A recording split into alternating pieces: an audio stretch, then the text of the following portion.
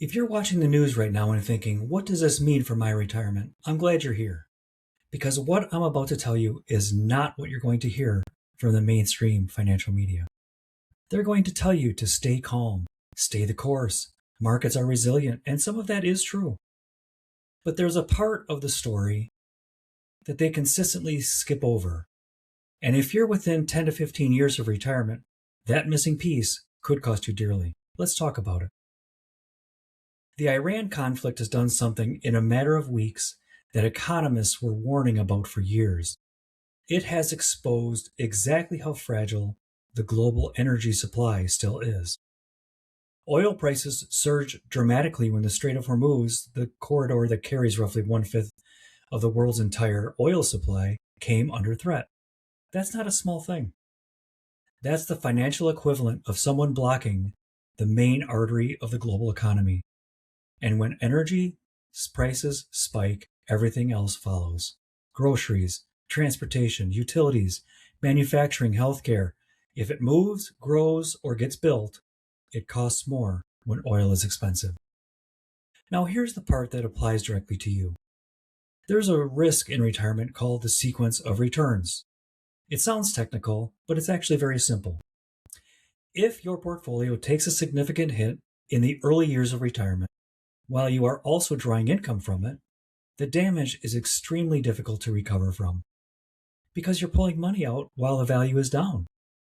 That math compounds against you in a way it simply doesn't for someone who's still working and contributing.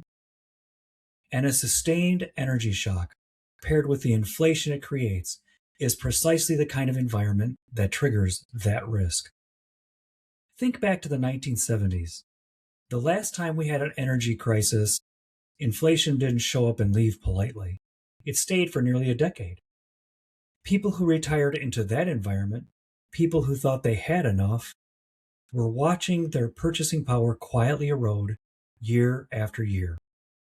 Their income stayed the same, but the world got more expensive. That gap between what you have and what things cost, that's the real retirement risk. And it doesn't care how well your portfolio performed before the crisis started. So here's my honest take. I am not here to tell you that the world is ending. It isn't.